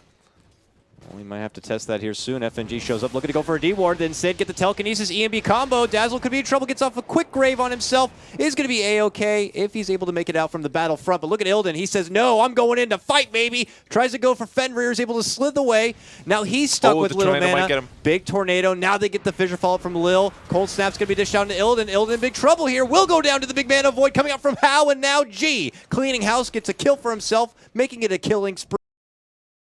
Who has just enough mana for the telekinesis, is going to send them back in packing, and it's going to turn into a 2-for-1 trade advantage for Vici Gaming. Yeah, that was tough. The fight was a little split there, so Dazzle couldn't stay close to the hero he needed to, which is the aggressive Gyro, and it ended up being a bit of an overdive there that went for a Vici Gaming advantage. But Dreg Knight again continues getting an advantage, gets a kill. He's up to a Mithril Hammer now. He will definitely make BKB because he's been having some mana problems, keeps getting drained, keeps casting so many spells, and he's got to keep his mana up so his hero still ends up being a huge issue. Yeah, I mean, I wouldn't be surprised. Arcane Boots might need to come out a lot more for their team here. You're not just dealing with that EMP. You also got the AM on their side. Yeah, that's true. Mana problems Who knows? everywhere. Maybe even a future Necro book come out in Ice Ice Ice, and you got a lot of problems there. DK Phobos may be in trouble. Here's the EMP lift as well. Cold Snap. He's taking a lot of damage. Man, that EMP did a lot. And there's that many damage sources and right clicks, and he just falls so fast. Too many Cold Snaps. Cold Snaps, he has his own Tornado. You got a Rubik on your team with a Telekinesis. There's really not much of a chance, even if you got a Surge, let's say, to make it out from that range of the EMP. And as you see right there, it leads to a beautiful pick. Nice Ice Ice. He's starting to make a home for himself. Mama is on the move. She is just dishing out all these webs and now making a way towards the mid lane here. This just cuts right through the woods, straight towards the tower, and is beginning to backdoor a little bit. Now, they do have the heal. FNG quickly bops all those Brootalings down. But he's just going to be a real pain in the ass right now for Vici, or for VP. Yeah, if you prevent them from stacking, they do less damage, so he saves the tower. But, I mean, Ice barely lost anything to do that, really. He maybe gave some gold to FNG there, but it also forced some rotations and some TPs. And he just wants to continue to kill those easy towers. If nobody defended there, the tower dies, just spiders. So every bit of advantage that Vici Gaming can get for their early game is what Ice wants to go for. And it's working out pretty okay. He goes with Medallion, too, on his Brood mode here, so very interesting. Helps with the Dragonite, I guess. Helps a lot against Gyro, I think, as well. Gyro's a bit weak on armor. So I like the pickup. G's going to snag up an Invis for himself here. And go back on the move. Very passive positioning here for both Super and Fenrir in the mid lane. Waiting it about. Super here holds his Staff of Wizardry, at least for now. We'll have to see mid lane. G breaking out now. Shapeshift scouts out Fenrir. This should be an easy pick down. It will be. A wall committed. Might have been a bit over excessive here. Now that's in an awkward position in case something is to follow up. They catch G with the EMP. He's going to have no mana, but really after taking down Fenrir, they only want this tower, and they're just going to put their eyes on the prize, look to secure it. Split pressure already coming out, though, even from your little split-pushing Rubik here in FY in the top lane with assistance of Ice, who's currently farming through the woods here. You know, it's a lot of sweat right now for Verdis Pro to take down this tower, but can't help like Vici Gaming are just going to get it as much across the map as far as farm and going for their own objectives. I mean, that tower is really important as well because they can now move through the mid lane into the jungle. And that hurts Anti-Mage so much because he doesn't even have his Battle Fury yet. And when he does have it, his jungle's not even safe. I mean, it will be partially when this tier 2 on the top of the map dies, but it's getting scary for him because once he finishes it, VP's just going to be all over that. And you can see the little Dragonite's item. He's like, BKB? No, man, we're making a Shadow Blade. Even more mana intensive for him, but it makes a huge threat for the Anti-Mage because him plus any other hero is a guaranteed AM kill. And I'm sure he hopes he can lead off the debut of this Shadow Blade with a quick kill here. Yeah. His opponents know it's coming, though, because they saw the Shadow Amulet. So they can be slightly concerned with it, but if he finds any support hero, they just die. So he's going to move around, team fighting, moving through jungles, getting kills while still farming. Ooh, Illidan and company here, scavenging through Vici's woods here in hopes to find out how. They want a spider, I think. Ooh. He's going to break smoke? No, he doesn't. VP also. FNG should be farther up with this too, because if smoke smoke breaks, all right, here comes the dust. They have a dust. They dust him out find right him. now. He's able to make it through the trees though. Ooh, awkward positioning. He goes right for the TP. See you later. No stun. Coming out. Yeah, he didn't have the ult for about 7 seconds there. Otherwise, he would have had that kill.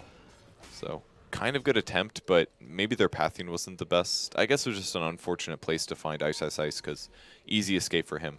So, I think they were maybe moving on someone else, but that would have been a really good kill on the Brood, since Brood has quite a few items here. Now Super, who is attending to this top lane. Now I figured that because they took out that mid-tier 1 tower and you said how Hao's jungle is going to be a bit unsafe, he could start working with top lane and how much room Vici Gaming have on this part of the map with this tier 1 being down. Ooh, G's in trouble. But they are going to get Super here. G moves in, gets the stun. He's going to get lifted into an EMP. They're looking to turn the table right around. And on to G here if possible. A big call down comes out from Illidan.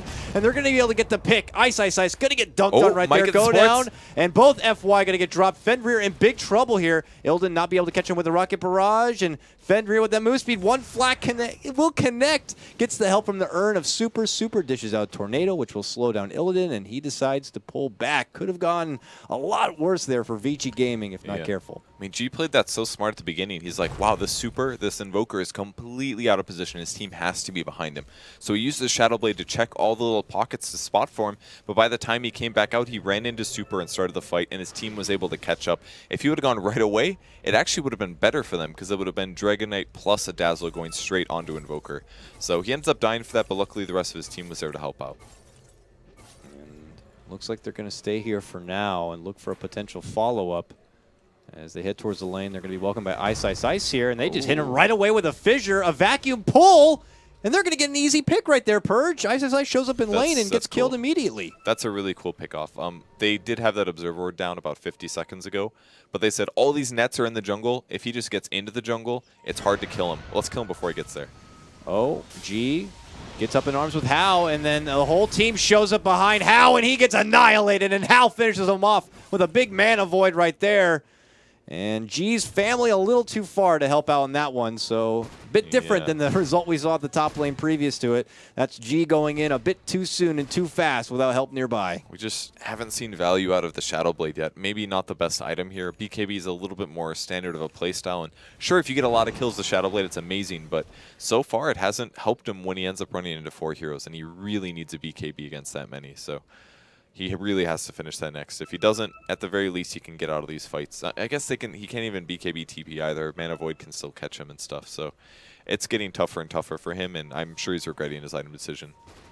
As far as net worth and split of farm, both teams kind of neck and neck with each other with a slight nod going towards the side of Verdis Pro as it stands right now.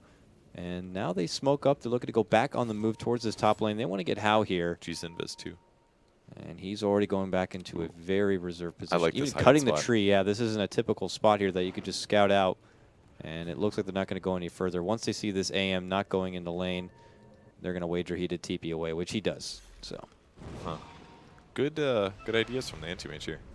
Just feeling the gank, and that's where it was at.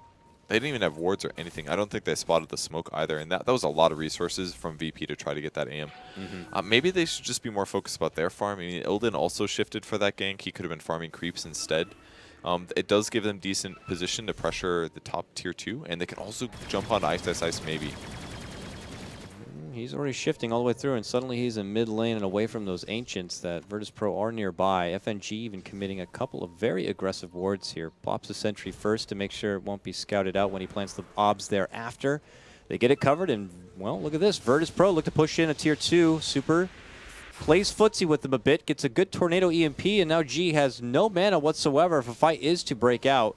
But it looks like that's not going to be happening. Not yet, at least. Tier 2 should be dropping here. Actually, the glyph going to be popped out now. Vici Gaming considering dancing with him a bit while Ice Ice Ice and Hao create space elsewhere.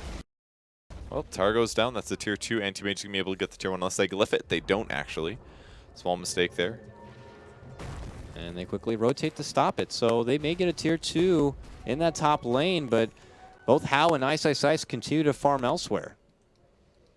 I think it's looking okay for VP here. I mean, they're being proactive a little bit. They're forcing the enemy team on Vici to defend. But the downside is that Ice Ice Ice and Anti-Mage are still farming quite well. So, Fissure on Spider murders. Holy cow. Okay, and the emphasis there at the end, the call down.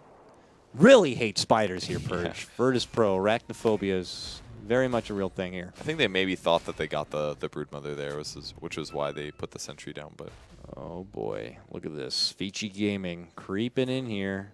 I have an idea that possibly some ancient actions happening, but they're not looking to cross the river quite yet. Super is inching for it, hoping to get the catch with a tornado if possible. FNG to his right-hand side. Ooh, doesn't follow through. yeah, I didn't realize the smoke broke a little bit earlier than that. Oh, power treads on Lina. That's a little bit uncommon. Kind of like it though. You can use your stats whichever way you need it, whether you're nuking or whether you're trying to stay alive versus a carry. So on Alina, I like it. You don't really need tranquils that much on this hero. Yeah, I think this is cool. It doesn't seem like their team is very mana dependent, not enough to justify arcane. So I guess yeah, there's the treads to just stay alive that much longer, or make it through like some flat cannon hits. You don't want to get, you don't want to be easy food, not for your Lina. So he'll be able to withstand some of the debris damage in these fights and hold on for that big finger, or Laguna rather, in stun setup. Ilden though, pressing down this mid lane with Ice Ice Ice watching up and above here. More Verdis Pro kind of moving about here. They're getting little bits of farm, but can't help but feel like more farm is being traded for the side of Vici Gaming. How has been just kind of in the zone for his farm for what feels like the past 5 to 10 minutes now. And he's got a Vlad's right after that Battle Fury and nearly 800 gold. At the very least, the experience has really been jumping up for Vici Gaming here. The gold is semi-comparable with the experiences going up, and that's basically all on How getting solo experience there. So, Dragon Knight keeps moving around looking for kills, but he's just not finding anything with the Shadow Blade, unfortunately. So still isn't quite working out, but on the bright side, Gyro is very, very farmed. Sanjin Yasha with almost a BKB. About the same, but about 2,000 gold ahead of what Dragon Knight has. And yet, at least not yet, Verdis Pro not comfortable enough to move in this Roche pit and get it done, because I feel like against the lineup Vici Gaming have with this AM split pushing about and Brood kind of doing her own thing, it shouldn't be too much trouble to move in and try to go for a Roche, but maybe they just don't feel like they have the comfortable enough damage to get it quick and get out before Vici Gaming could respond. Just does not seem to be on the agenda for them. It's so difficult to find the kills, though. I mean, Ice Ice has all these nets all over the mid lane. There's so many different places he could be. He could be doing Ancients, he could be doing camps. Yeah. And the rest just goes to Anti-Mage, basically. And their wards are also very jungle protecting. The one at the bottom rune. It says, oh, if you guys want to move into our jungle, you're going to have to use the smoke to do it. And I think G's also been very scared of going for solo kills anymore, because it's led to problems twice now. Yeah. He'll do it in semi-safe areas, but he won't do the super aggressive ones anymore. So at this point, it just comes down to a farming war, and Vici Gaming seems to be doing better. I mean, that's something we said right from the start of the draft in the game, is that Vici Gaming have a lineup where they would feel more comfortable taking things nice and slow and easy. They have the farm potential. They certainly have plenty of split push potential. They're just going to get more off the map and be a bit more greedy. And Verdis Pro are going to be kind of reaching for something here. They move right up. They got the sentry down, but Ice is able to make it to the trees. Follow up with a fissure. They got him locked and loaded. Can they stop the TP, though? They can't. Man. A call down is going to be going out for nothing. Simply taking the Ancients here. And that's about it. Coming up short once again. And another smoke used, and not getting anything out of that other than Brood TPing back. So, ugh. But they've almost got their BKBs, and at this point, it's going to come down to team fights. There's also a blink on Darkseer. That's pretty significant. It'll help their team fight by a lot. Their team fight's definitely far better than Vici Gaming's if they get to initiate first. Do we have a blink on Lil? There is also. They're actually in a really good place right now with their team fight items. So they just got to make the fights good. But how's splitting? Okay, they do get the Tornado EMP, it looks like, onto G, so that's a lot of life and mana. He's got to get bottled up and healed up from FNG here.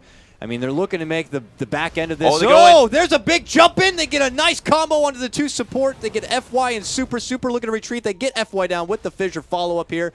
Super rocked on down from Phobos and the Ion Shell. Meanwhile, the rest of the team looking to clean up this Tier 2 tower. It looks like they'll be able to get it. But look at the damage that's being done elsewhere, Purge. You have Hal inside the base of Verdis Pro, knocking down the Tier 3 to about half life. Ice Ice Ice continues to work with this top lane. And they get, oh, I thought they got the deny. Yeah. Overhyped that one a bit. But hey, Illidan ends up getting the last hit. So what do they get? They get Super FY down plus the Tier 2 tower. And what do they lose? Well, they lose quite a tier chunk 2 of damage, a tier 2 on the bottom, and some damage onto their tier 3. Lots of free farm for AM and for Ice on the Brood. But the next time that VP pushes in, it's going to be potential racks. And obviously, same thing goes for the anti-mage, but as long as they play it correctly, push out the lanes a bit, and then go for it, they're going to be okay. But the downside is, if you look on the map, there's spiders everywhere. Don't look behind you guys. They're there. Yeah, look at this. Set this map on fire at this rate. It's all over the place, and that keeps a team like Verdis Pro a bit on edge, knowing that he can come out any moment. And I asked up for the time to make a go for the Roche. It looks like it's now purged. They're going to head right into the pit and make a full-fledged charge here. Doesn't seem like Vici Gaming really care, if they even know what's happening right now. Ice is going to continue to do his thing top lane, and he's getting assistance now purged. They're gonna really go in for a push possibly in this top lane. Can they fight right now? I mean, Super's their mid hero, and all he's got is a Force and a Phase Boots. Like, compare that to the farm that Dragonite has. It's just not comparable anymore. He was strong before, but he's going to really peak off soon here. Low coming in. He's blinking forward, looking for the anti-mage. Doesn't get him. Throws the fissure first. No dunk for him. So that's a blink off. Cold snap is well on him, but he'll be just fine. Can they defend the tower? They've got a glyph. They're coming. There's the glyph. G's in first with that Shadow Blade. Who's going to get the connection on it? It's Ice. He leads him with a quick stun. Goes into shapeshift here. And the rest of Vici Gaming call out the retreat, or at least a regroup here. No, FY. He's TPing out and away. This tower looks like it will be denied if they decide to deny it. Well, they're going to leave it for now. But Vici Gaming not looking to just kind of go too far. It seems like they are not yet ready to take a fight. They're not. They can't take a fight. I think the only reason that they went up there is because they knew VP was taking the Roshan. They're not farmed enough to be able to take VP in a fight. So it's all about split pushing and playing Rat Dodo. That was basically their goal as soon as they picked the AM in addition to the Brood. So they're going to have to stick to that. Oh, Urshikar's going to find AM. There's the enchant. Oh, he tries to steal the last hit. Yeah, that's not happening. Just messing around. He's like, I know I'm not going to kill you, but I'm going to try to steal your creep. He's like, I'm going to try to steal the creep that you're stealing from us. Yeah. The Manta's up, though, so nothing's get really dangerous. And he's got those golden AM bashers. Oh, yeah. Beautiful. The bling is there. He might kill Lil here. Oh, he used both of his spells. He's only going to have Echo Slam to escape. Tempting. He goes for it. Boom. Bang. Bong. Hits him with a Mana Void, and that's just a tickle. Not going to be enough there, Hal. So Earthshaker going to get away, and their little footsie play continues. Yeah, that was a little bit.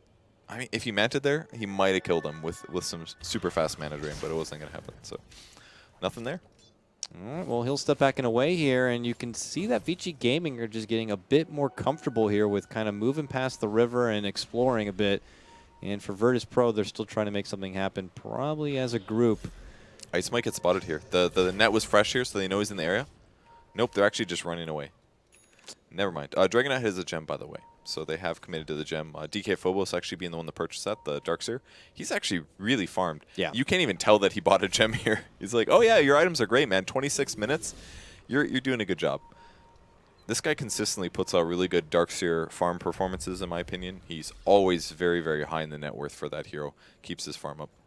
It's good having good farm and having good items, but another big deal is having good execution and getting those big vacuum walls here. We'll have to see DK Phobos can do it here against Vici. Their smoke pops briefly, and they go for a dust play in hopes to catch Ice, but he's not there. Instead, they're going to catch up with FY. He's got a force. Who gets the force, gets the TP. Can they stop it?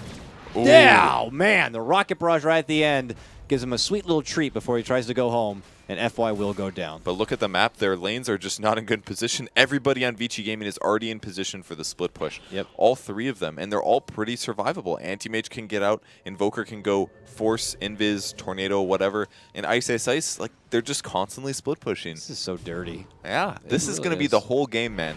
This is try split pushing. It's just each lane, how evasive they can be and slip away from trouble, and little Verdis Pro are just like running around with chickens like their heads cut off. Just can't get to one lane or the other to stop them. So the win condition for VP comes down to this. You basically need some hero that can start blowing up heroes that are split pushing. And it's probably going to have to be Dragonite getting a Blink Dagger, I would guess, because then he can Blink Stun. But he also needs some good damage. He can't deal with the Anti-Mage in a 1v1 situation. He'll never kill him solo. Invoker, maybe if he grabs another item or two. But for now, it's going to be a lot of this. A lot of split pushing, a lot of split farming from Vici Gaming, and VP is just trying to take a 5v5 team fight.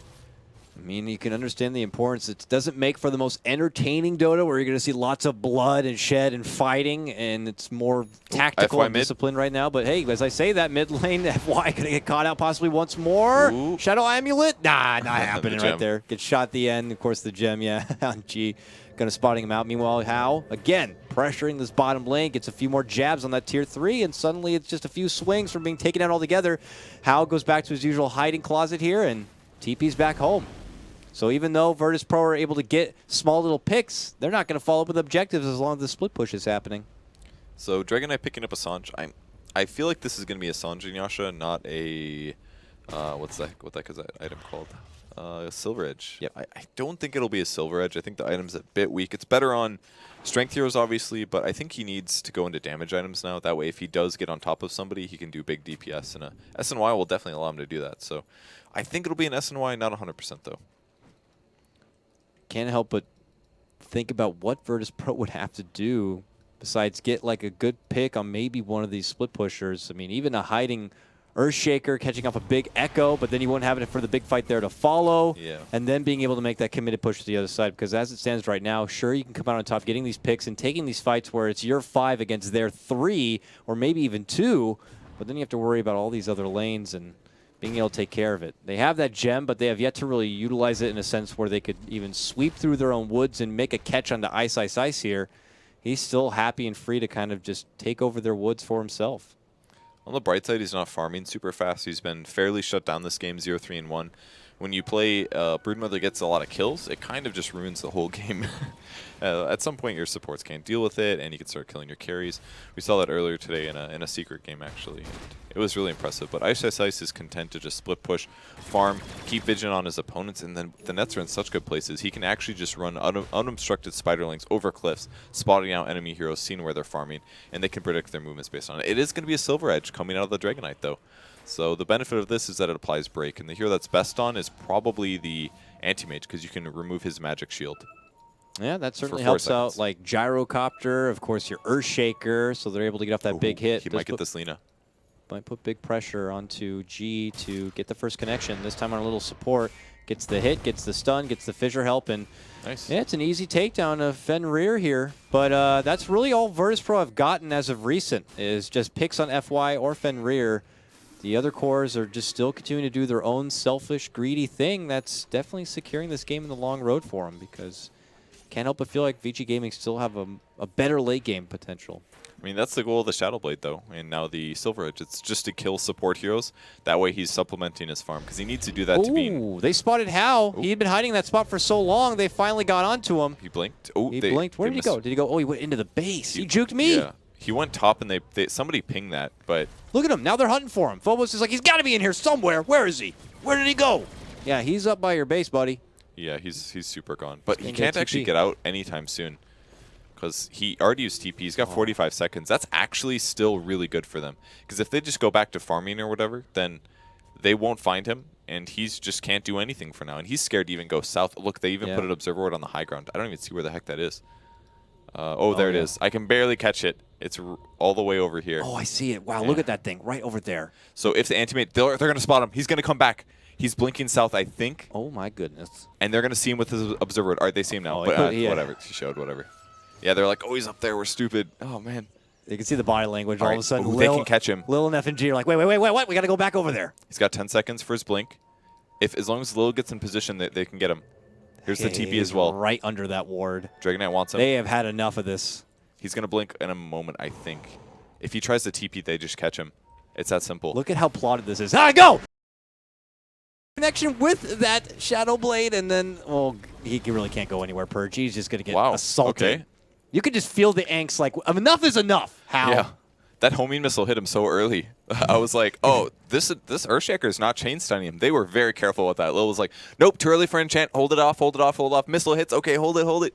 They did not want to let him get out of that completely free, and because of it, they get a huge gold swing. That's 500 gold going to Earthshaker there alone, and the rest of the team members are going to be happy about that. And like over a minute where Anti-Mage can't get last hits or pressure lanes. Yeah. So that's what you got to kill. Kill the split pushers, push out the lanes, force the high ground, don't get rexed. Yeah, but now it's time to go, go, go. You got AM down for over 40 seconds. Yeah, he has buyback. They don't know that. If they can force it out, that's even the better. But they are just charging down this mid lane. You can feel just as much angst here for FY and company on this top lane trying to add the split push pressure. I mean, G is just walking through EMPs. He wants to get into the base so hard. So he moves in. They start assaulting this tier 3. And eventually, Vici Gaming are going to have to do something about it. They're going to pull out the glyph right now. Super in position here, waiting out, hoping to get a good connection. No tornado or EMB yet, at least for another 10 seconds. And he even gets hit with a fissure. Look at this, Purge. They're going to get the tier 3 down. They're split pushing Rubik, though, and Ice also shifted there. He's TPing back now, though. They don't want to lose the racks. Oh, man, there's no creeps left. I can't believe it, so they get backdoor protection. And look at this Ice on the mid lane. Stop the creep wave push. Oh, God damn it, Ice. He just blocks out the wave, so it can't get close enough. That means there's going to be backdoor protection. That means Verdis Pro, they got to get out of there. What a cheeky play, but he might pay the price for it. They're able to get him. They don't have detection. Where? Oh, he's gone. G is not around. He's on the route, though. He's hoping to catch him off with this gem. FNG might just die to the anti-mage here. He's quite dead. He's going to grave. Bought himself 5 seconds of wasted farming time, but that's it for FNG. Yeah, boom. He gets slashed right there. And Brood got out, too. And Brood, yeah, made it out before G could get there with the gem. Man, great play there by Ice. He saved himself a range barracks there. So really nice play from him. And FY as well, just split pushing immediately as the anti-mage died. He knew that VP was going to try to turn that into an advantage, and it didn't work out. Ilden forced to pull out a call down in a bit of a fake play. Oh, Fenrir. And Fenrir gets caught on the other side of the fissure. Ooh. Verdis Pro, not how they want it to go. Now Roche is obviously up. Both teams know. Ice just charges on in there, and he gets lifted immediately, pulled down, dead. And he's annihilated. How with a double as he pushes on through, looking to go for G. G on the run here. Phobos gives him the surge, and he's going to be able to make it out. Vici Gaming happy with that, though. Gyro out, Lil out. They're going to move right into Roche and take it for themselves. Yeah, he didn't realize the danger he was in. They didn't have observer ward vision on the other side of the map, and all of a sudden the lift happened, and the chain stun and the damage. They go through. Vacuum goes down. Wall. DK Phobos in trouble. Stolen wall placed themselves, and they say stay back. And that was a quick kill right there. DK Phobos going to hit the deck. That also cost Ilden a buyback, so he wants to fight with it, but he pulls out the call down. They're getting lots of pressure on the How. He's forced in even further, and then he's able to blink and sidestep. Super is just getting big connections from the low ground. Ice considers a move in, and then nothing's going to come out of it. That is still a big loss for Verdis Pro. The buyback, not going to get anything from it. They lose the Roche. They lose the Aegis here. This is very good for Vici Gaming. It may look 10 to 15 in favor of Verdis Pro, but I assure you this game is getting out of hand fast for Vici Gaming. Man, look at that graph.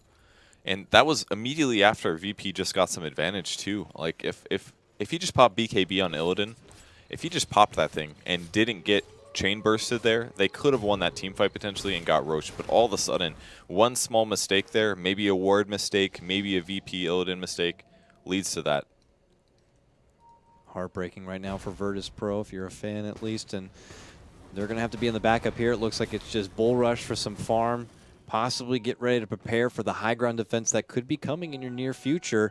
How continues to farm up. He's got his own BKB ready to go. It's actually already down to 9 seconds, but he has 4K gold. I mean, I can't even keep tabs with this guy's inventory. It continues to swell up so much. It's just a pretty good game for him not dying. The only support that can really chain stun is Earthshaker. Gyro's not very good at doing it, and Dragonite can get a good stun in there. But how often do they get that attempt? Not very much.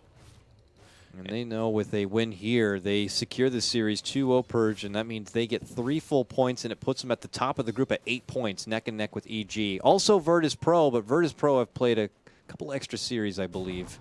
So they may be at the same level, but Vici Gaming and EG still hold the top 2 spots. They're ready to fight. Michael and G, there's the Hex on him. Following up. Great Force Staff. It pushes them back and away. They're going to pop the BKBs and look to commit, but Verdis Pro do split here. G thinks about manning up an Ice, doesn't like the trade, decides to step back. Tornado is going to be a swing and a miss right there. No blood to be shed quite yet, but BKBs will be down here. And Verdis Pro thinking about re-engaging. They put the ping out, they get the vacuum back onto Ice.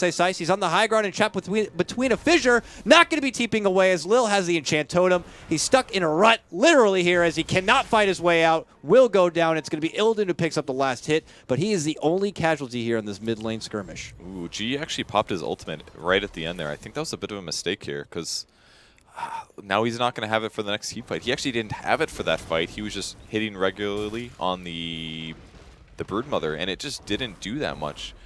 So now they can't actually fight for about 2 minutes. They can go back to the defense strategy. It kind of limits their choices a little bit. Maybe not the worst loss ever, but They really need that for the fights. And it would be unfortunate if he had to wait for it here, because Vici Gaming already have a good position up here on the top, even though Hao's here. He has support nearby. He's going to catch They're him. going to go for him here. They get the stun. Super there shows up. He's going to get a big connection if possible. Leads in. It's going to be a Hex. They drop the wall, but they're not going to be near it. Lil gets the help from the Grave. Fissure does connect on the Hao. Hao's going to be in trouble, able to blink away from trouble here and will retreat.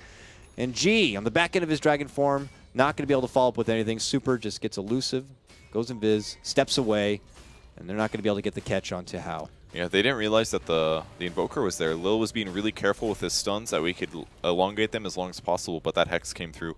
Really nice play from Super. Absolutely saved Hao's Aegis.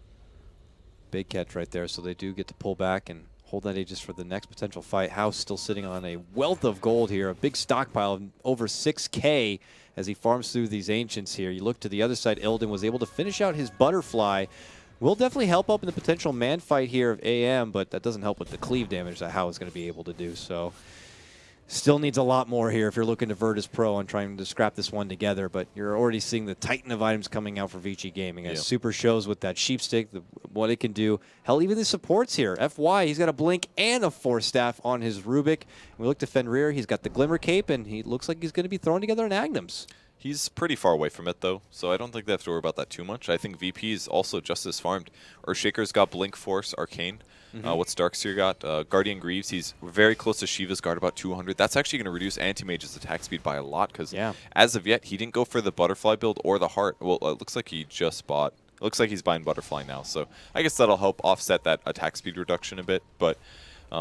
also an AC picked up on Dragonite. So pretty soon here, VP is going to get really tanky. And I like the synergy of the Dragonite with the Gyro. Both are very good BKB carries, so it's a bit hard for Vici to focus. Do they go on the Gyro or do they go to the Dragonite first? Either way, there might be a Grave. So it's hard to take team fights for Vici Gaming.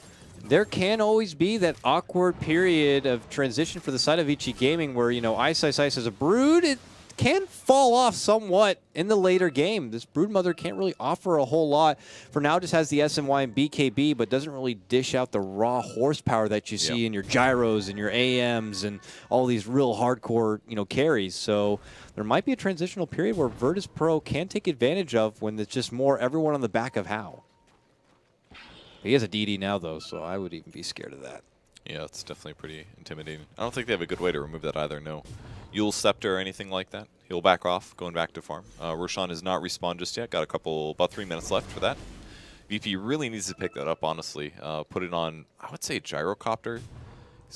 He does have Butterfly now, so maybe G's the squishier of the two, but he's got AC as well. It's just the items are coming together so well for VP, and pretty much everything is coming down to AM's shoulders. Like you said, Broodmother has only got that SNY. Brood might get spotted. The net goes down. There's the weave. They see him. They move in. He's going to be forced to pop a BKB and TP close. out. Oh, that was really close. Oh, if that medallion was instant, as soon as they caught him, they could have gotten that kill, but it came about halfway through the DPS, and it was just a bit too late there. Now they're going to use the remainder of this shapeshift and head down this mid lane. Great blink. Lead in with a quick fissure. Did he still? Ooh, he did. He's got the Dragonite ult. Oh, dragon on dragon action. Oh, this is my favorite. It's like a Disney movie. Okay, they're moving in. G on the high ground. Going to get caught out, sheeped up.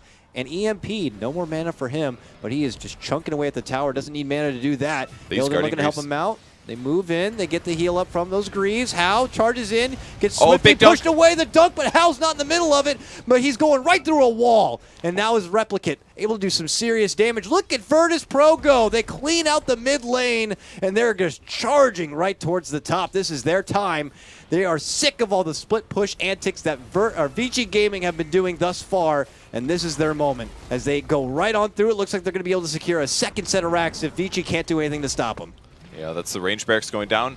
G, a blink comes forward from Hao. He's going after DK Phobos. He can't kill that guy at all. Even an early grave from Hao. He's a little bit worried about dying, but he stays alive here. The big ultimate from Anti-Mage cleaves up the supports, but he's going to fall. Tries to blink, doesn't make it. As well as the Spider falling. Super running back at half HP, and VP is so happy with that. A buyback from AM. They got to get out, though. It's going to be close. G's got 19 seconds on his BKB. He doesn't have a TP scroll either. Eventually, he will fall here. Very little damage now that his mana is completely gone. His armor is so high here, but he will die. Gem of True Sight on the ground. Good pickup for Vici. Is it worth the buyback, though? He gets the killing spree for 666 gold. A pretty expensive swing. And to be honest, AM's almost at unlimited gold at this point, so I think that was a good buyback from Hal, but it might cost him in the next team fight. Could have been a little bit better if somehow he had a way to make it to that top lane and help get a bit of a push going their way. But yeah, I mean, it's just the one little cleanup there, and they've lost so much. 3 racks total go down. They only lost the range racks in that top lane here, but their mid completely cleaned out.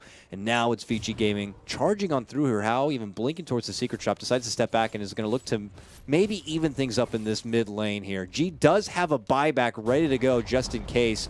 Everyone else is already up and at attendance here. If Verdis Pro do need a defense. He needs that gold so bad, because to be relevant against a 6-slotted anti-mage, he's going to need his next item and his next item. Maybe a Daedalus MKB is going to be his next pickup here, but he needs a damage item soon. This is the great early game Dragon Knight build, but at some point, you got to pull out the big guns and invest in those damage items. You could see that almost for both sides, though, as a TP or a tornado is going to fly through the mid lane here. Then they decide to step back. They're going to go for this tier 2, but you could say that almost for both sides. Ice in one corner and G in the other. They're going to need to kind of take it to that next level if they want to be a big factor for the big dogs here. There's the TP forward. Quick Manta, they move in. What a vacuum set up into the wall here. Hal's going to be forced to BKB. Follow-up Echo, bit mitigated there. And now it's going to be Ice instead of goes down. Great they Grave. look for Phobos, but a last-second Grave is going to keep him alive. They get the connection from the rocket there, but my, oh my, it's Fenrir on the loose. They're looking to get the hell back. Everyone, Vici quickly escaped. They only lose Ice. And unfortunately for VP, a beautiful vacuum wall. The Echo a bit off the mark as a follow-up, though. Could have been disaster, but Vici Gaming were able to make it away. That was a big chase there for VP. They were trying to catch up to Vici, so the vacuum wall was probably slightly outside of the range of the Earthshaker, hence why there was some delay there. Enough where it wasn't just a player delay mistake. That just seemed like distance, so no kills there other than the Brood, but still less split push. And look at Ice. He's had to invest into a Solar Crest. He's no longer opting for a carry build. He just has to try to make his anti-mage as strong as possible. So it's got to be an MKB next for Dragon Knight here, because he needs to be able to guarantee hits on this anti-mage. He's got the 3,600, nearly 4, as he farms up the Ancients here. Will he get the time to do it, though? Will Vici Gaming allow him to have that bit of time here? They already have a pretty decked out AM, so there's not much for them to kind of hold off for here, except putting together the buyback gold and waiting out that respawn timer a bit.